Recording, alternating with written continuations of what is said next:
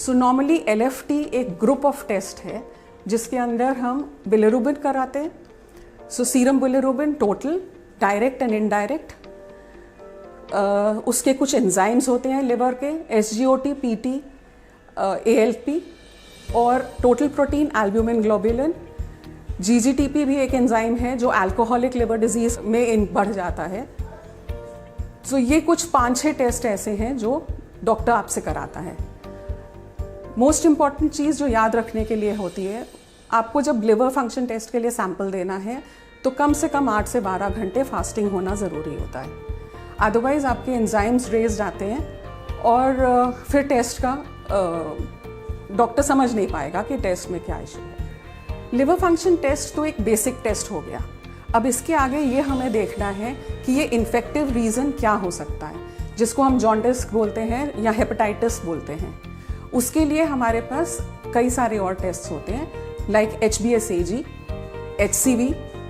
फिर हमारे पास इलाइजा के कुछ टेस्ट होते हैं, जैसे हेपेटाइटिस A के टेस्ट होंगे, E के टेस्ट होंगे। इन एडिशन जब हमको पता चलता है कि हमें हेपेटाइटिस B या C है तो डॉक्टर आपके वायरल लोड्स कराएगा जो PCR से होते हैं।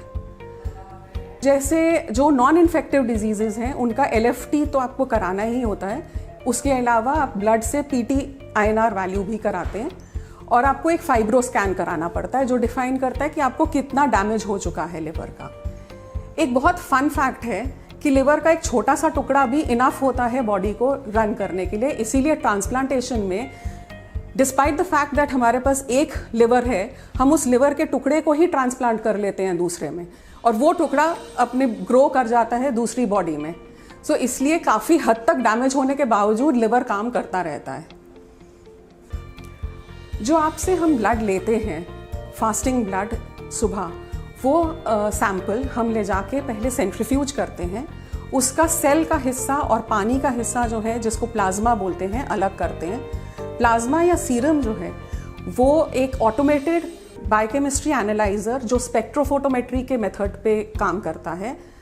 ये फुली ऑटोमेटेड एनालाइजर्स हैं इंटरनेशनल स्टैंडर्ड के, अमेरिकन और जर्मन टेक्नोलॉजी से। उनमें जाता है और ऑटोमेशन से ये सारे टेस्ट आपके इनकी रिपोर्टें तैयार होती हैं, इनकी जांच होती है।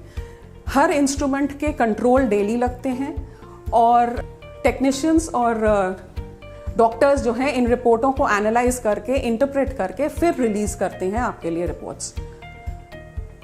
आई होप जो इस बारी हमने डिस्कशन किया है that is useful to you.